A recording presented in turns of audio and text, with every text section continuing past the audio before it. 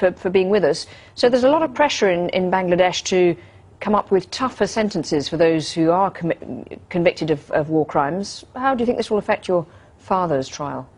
Well, first of all, let me tell you that I fully support trial of any perpetrators of the 1971 war, and those of the victims and their families have full right of fair justice against those perpetrators.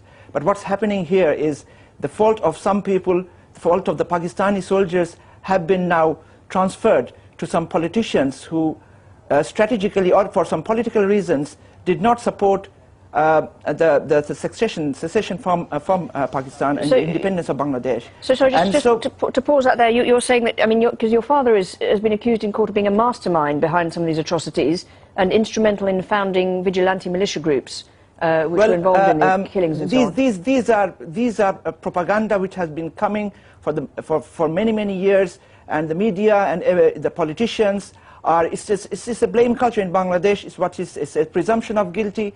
If you see, Jamaat Islami party in 1971 was a very small party with very small, I mean, they didn't win a single seat in the parliamentary elections in 1970. So they were a very small party. They were civilians, and the Pakistani army, powerful Pakistani army, they don't need people like my father to command them. I mean, okay, so do you accept though that the events of 1971 need to be investigated and people do need to be put on trial? Absolutely, I support it 100%, but that has to be done through an impartial, fair trial. What is happening in this trial? I want to say three things about this trial.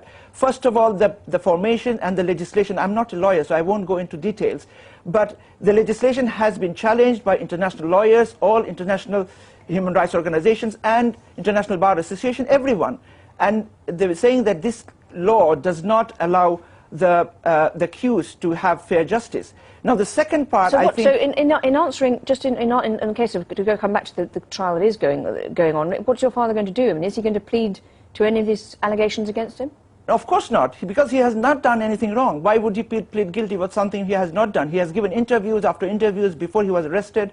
And he challenged, he said that they have to bring evidence. Now what's happening in this court is evidence is not there. They're not able to bring evidence, they're just playing over things. It's a political trial done by a political party, the court is there, even the judges are there. I think you all know about the scandal of Skype scandal, that was collusion between the judges, the ministers, the prosecutors, and a lawyer based in Brussels. And this has come out in The Economist.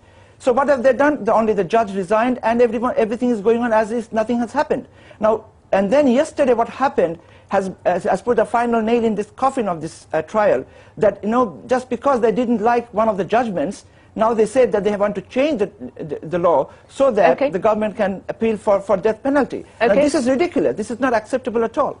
Okay, Salman Al-Azami, thank you very much indeed for putting your point of view on this.